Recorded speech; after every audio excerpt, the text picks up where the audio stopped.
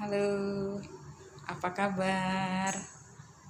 Ketemu lagi di YouTube channel saya, penyuluhan kesehatan gigi, Dokter Gigi Erly Romauli. Halo, semoga kita semua sehat selalu ya. Hari ini saya ada di Poli Gigi RSUD Ciawi. Sambil menunggu pasien, saya mau memberikan penyuluhan untuk kita dengan topik halitosis. Apa itu ya halitosis? Halitosis itu adalah bau mulut atau bahasa kerennya lagi bad breath. Tentu kita kan nggak mau dong giginya, rongga mulutnya bau gitu kan. Tapi kembali kepada permasalahan bagaimana kita cara merawat rongga mulut kita, menjaga kebersihannya seperti yang sudah saya katakan di YouTube channel kemarin. Minimal 2 kali sehari kita harus menyikat gigi, terlebih mau tidur malam. Tetapi cara menyikat gigi itu harus betul-betul dengan memakai sikat gigi yang ukurannya lebih kecil, kemudian bristlenya, bulu-bulunya itu lebih halus, mungkin kita pakai yang soft ya. Kemudian kita menyikat gigi itu tidak perlu terlalu keras, kencang, tetapi lembut, tetapi lama. Kita pastikan bahwa semua permukaan gigi sudah kita sikat dengan pelan, ya, tekanannya tidak perlu terlalu keras karena itu bisa menyebabkan abrasi terhadap email gigi kita. Tetapi kita harus dengan lembut tetapi lama, ya. Kita pastikan sampai semuanya gigi kita itu dapat disikat dengan bersih. Kemudian tidak hanya menyikat giginya saja, permukaannya, baik di bagian luar, bagian dalam, permukaan, kalau bahasa itunya labial, lingual, permukaan oklusal, ya, semuanya kena. Tetapi juga jaringan lunak itu harus kita sikat, ya. Lidah itu harus kita sikat bersih karena dia juga tempat bisa ada kuman-kuman atau bakteri ada di sana.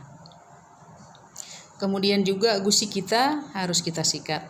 Kalau yang rahan bawah, dari bawah ke atas, ya, kita tarik terus, dan juga dari dalam ke atas. Demikian juga yang rongga atas, rahang atas kita bersihkan. Sehingga kita dapat pastikan semuanya dapat dibersihkan. Kemudian mudah-mudahan kita juga tahu ya menggunakan dental floss. Sebenarnya sebaiknya 1 kali 1 hari kita memakai dental floss untuk membersihkan bagian-bagian proksimal daripada gigi itu. Nah, kalau kita sudah rajin melakukan itu, kemudian kita bisa memastikan bahwa kemungkinan untuk bau mulut itu tidak terlalu nyata sekali, ya. Kemudian kita pastikan gigi-gigi gerigi kita itu dalam keadaan baik, ya. Tentu walaupun kita menyikat gigi, tetapi ada lubang gigi, ada peradangan, itu memang kita harus cek ke dokter gigi. Sebenarnya sebaiknya sekali 6 bulan kita harus cek kondisi rongga mulut kita ke dokter gigi. Alasannya adalah karena kalau kita tidak dicek oleh dokter gigi, kita tidak bisa memastikan bahwa benarkah keadaan gigi kita, rongga mulut kita itu baik ya. Dokter gigi sendiri pun harus diperiksa rongga mulutnya, karena yang tahu persis itu adalah ahlinya tentu, ya kan. Nah, nanti di situ akan dilihat apakah sudah mulai ada karies email, karies dentin, apakah ada di situ karang gigi, ya. Semua itu hanya dokter gigi yang bisa memeriksa, sehingga perlakuan secara dini dapat dilaksanakan, sehingga gigi geligi kita itu bisa bertahan, bisa tidak bermasalah. Karena apa? Kalau sudah kena email itu karies, dia pasti akan berlanjut ke dentin, berlanjut lagi ke pulpa.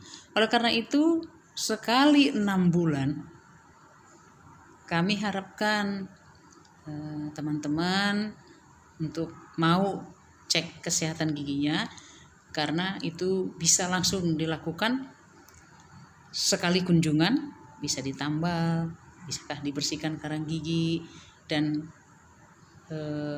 bisa dipastikan ada hal-hal yang harusnya ditambal, harusnya dibersihkan karang gigi, jadi dapat dicek semua dan tidak berlanjut gitu.